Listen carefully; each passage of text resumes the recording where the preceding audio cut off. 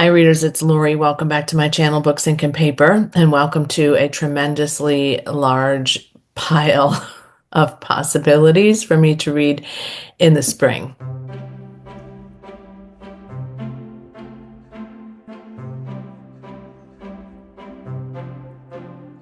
So it is almost spring officially as I'm recording this, and I have been thinking about what I wanted to read next. And I do have some buddy reads, and I have an arc that I need to get to, and some other things I'm sure that will get in the way of this.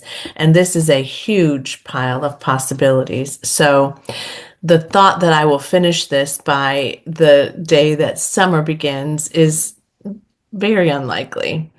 However, what I have done is, for the most part, chosen backlist books that have been on my shelves for a good bit of time that I would like to focus on or continue in some cases, because one of them,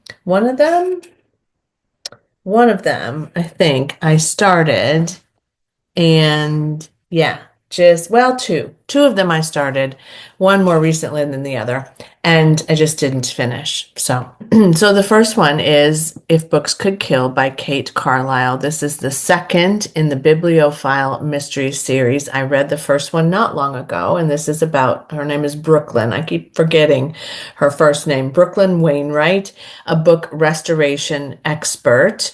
And in the first novel, I'm not going to tell you because you might not have read the first novel. Well, it's in the synopsis. So in the first novel, her mentor that she had learned from to be a book restoration specialist has passed away, and she then kind of gets embroiled in solving this mystery. And in this one, though, she is in Edinburgh at a book fair, and an ex-boyfriend of hers shows up who's also in the bookish industry, and he is being a real horrible guy, and she then finds that he's been killed. So she's going to try to help figure out, I'm sure, what happened. And I think this will be fun and easy to get to in the spring. And I think it's set in the spring.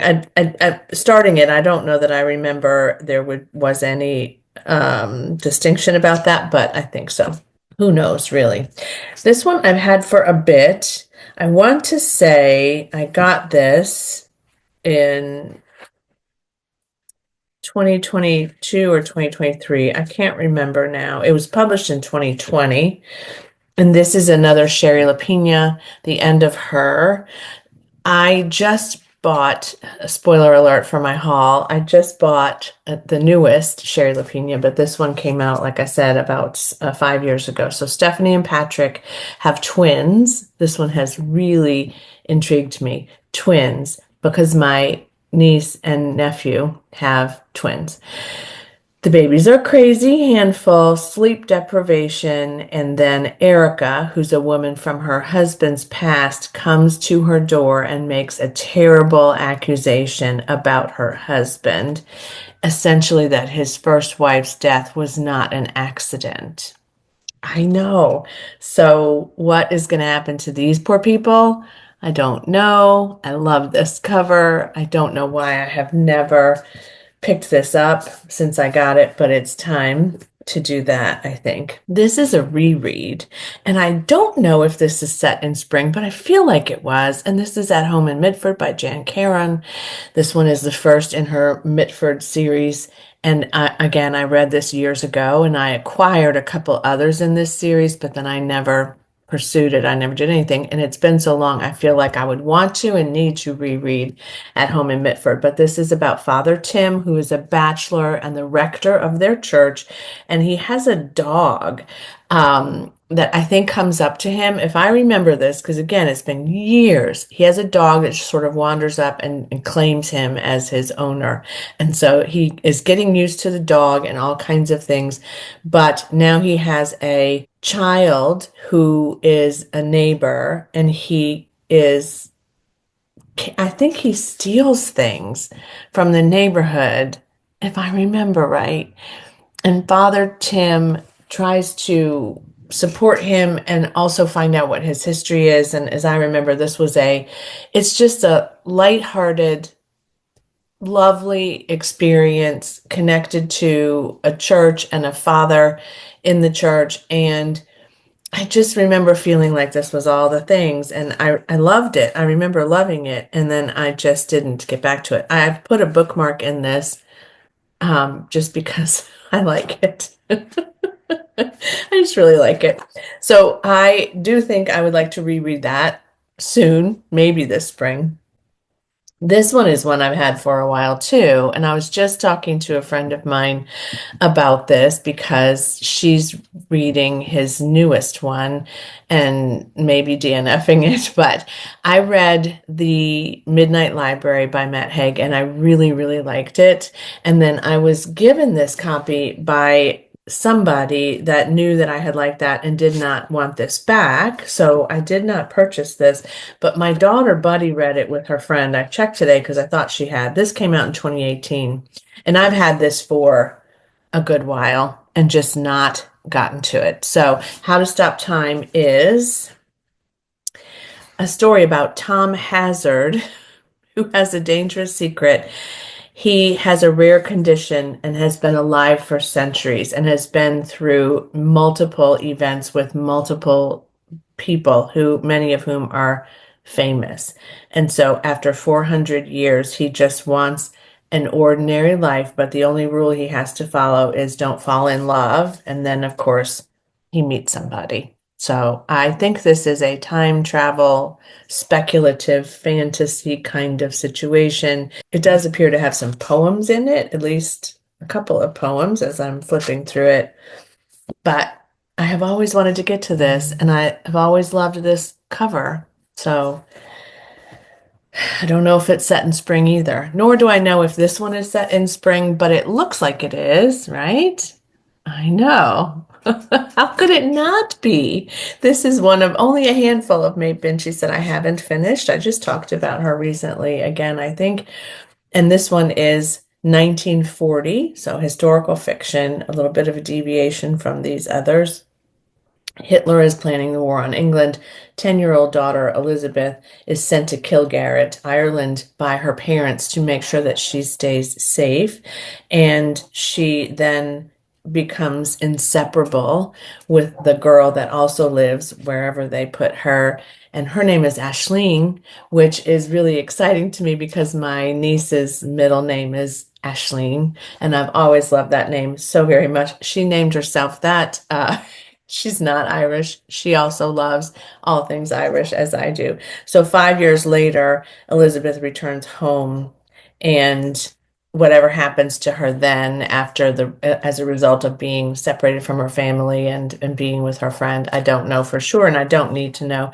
But I did get this one used, and so I've had it for a long, long time, and I would like to get closer to being a Maeve Binchy completist, although that isn't always easy either. When you become a completist, then you have to reread them, right?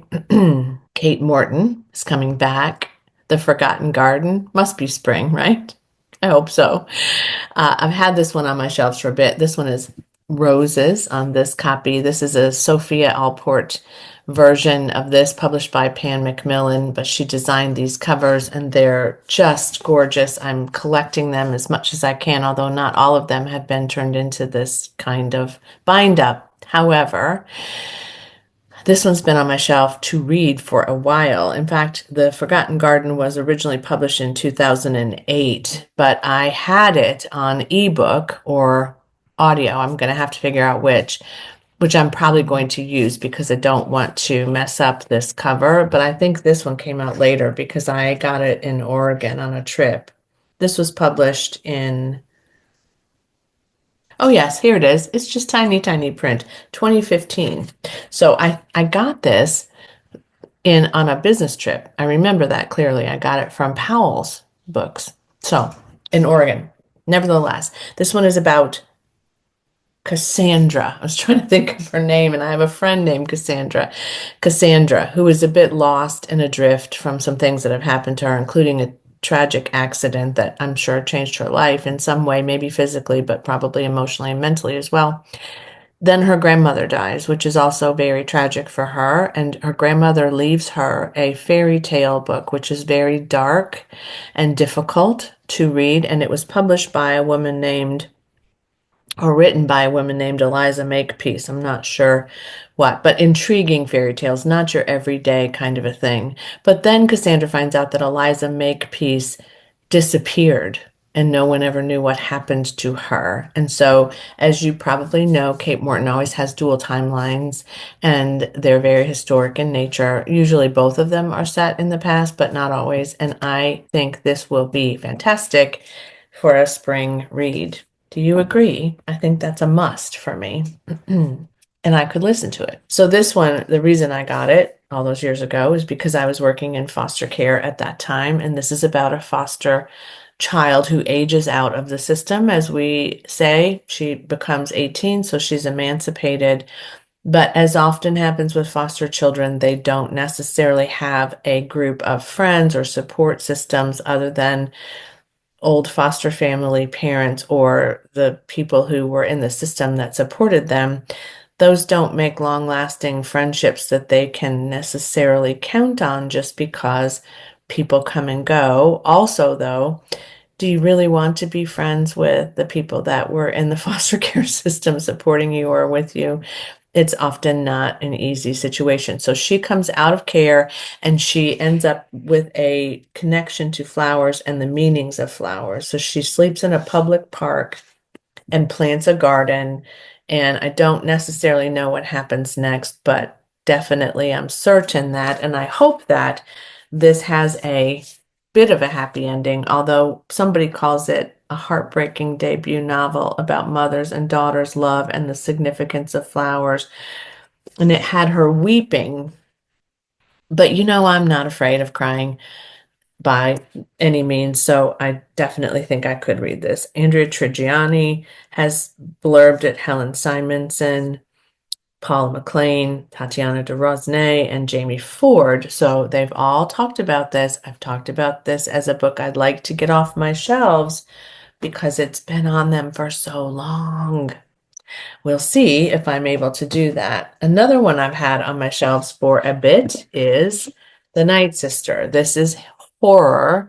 I don't know if this is spring. The only indicator I have that it possibly is spring is there's a child on it that is running away in a bit of a gauzy outfit. But this is set in 1950s, the Tower Motel, which is very popular in London, Vermont, and it's in disrepair. And three women, Amy, Piper, and Piper's sister Margot, played there all the time until their games uncovered something dark and sinister in Amy's past, something that ruined their relationship forever. So fast forward to when they're adults, Piper and Margot have moved on. Piper lives in California. Margot is devoted to family and trying to start her family. And they get a call that Amy's been killed. She and her family have all been killed, and that they think that Amy has been the killer. And she scrawled a message that the two sisters know was meant for them, and it's 29 rooms. Yes, please. It's time for some horror. I don't care if it's in the spring or not, but it's an enthralling psychological thriller, it says. I don't know if any of you have read this. I'm pretty sure some of my friends on BookTube have read this and talked about it, but it's definitely one that I have had for a bit. And I got this out of a little free library too, I think, or a library sale. It's not in terrible shape, but it's seen a reader or two. So there's that. All right, and then I have two Book of the Month Club selections because I'm trying to make sure I read one a month, of course, and I don't want to not have a couple of possibilities there. And I also have a bunch of them on my shelves, but I've talked about this one ad nauseum as well, but I'd like to maybe get to this in the next few months. It's been something that I'm excited about recently and was certainly excited to purchase it. Kaylee Ann Bradley has written a futuristic speculative novel about a time when the ministry has decided to study time travel and bring people back from the past into the future. and see if, which future for us, not their future, into their present, and see if they can learn from them and figure out ways in which, I guess, to make things different. I'm not sure exactly, but it is so an older guy comes into her life. The main character, whose name is what is her name? Gosh, why can't I remember that? Just says a civil servant.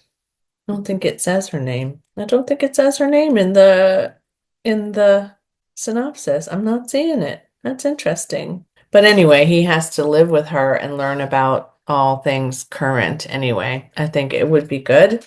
And then another one that's fantastical, I know, and also an author that I have enjoyed. This is Meg Schaefer's The Lost Story, and I've had this since, when did I get this? July of last year. So technically it's also a backlist, as is the May of 2024 Ministry of Time. Yeah, I've had this for a bit of time as well and didn't get to it.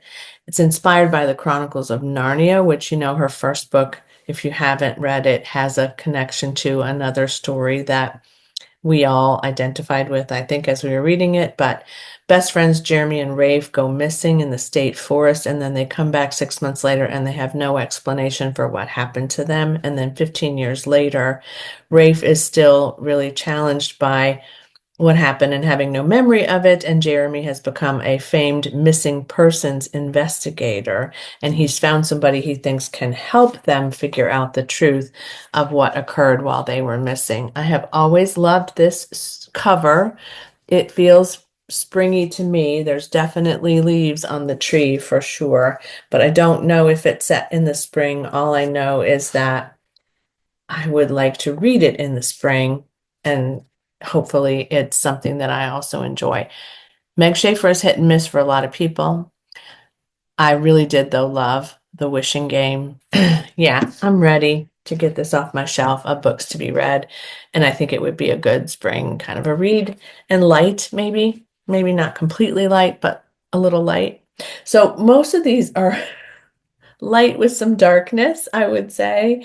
There's a challenge for each of these characters, I think, and some of them might be a lighter challenge than others, but I look forward to it. Again, it's a pile of possibilities. I do not have to stick to it completely, and again, I have some other things I need to get read in the next couple of months, so those will take priority as needed, but we'll see what happens from this pile of possibilities, because really my goal is to read my backlist, obviously, but also some of these I might read and then say, you know what, this was fantastic, or this was good, or this was pretty good, but I don't necessarily want to keep it on my shelf. And there's probably a lot of books on my shelf that I may discover are not necessarily books I want to keep. We'll see. It's hard for me to get rid of books, but sometimes it's necessary. Thanks for joining me today, readers, and let me know what you're reading and what spring reads you've loved, because if you come up with something that is really like, oh my gosh, I have to read this, I probably will. So let me know what your idea of a good spring read is, and if any of these have been on your shelves or are currently being read, or you've already read and have something to share with me about them, please do that in the comments below. I love all your comments. I appreciate reading them. I'm trying to stay up to date with them as much as I can, and I'm getting it done slowly but surely. But thanks again for watching, for being such a great community of people, and as always, happy reading. Bye.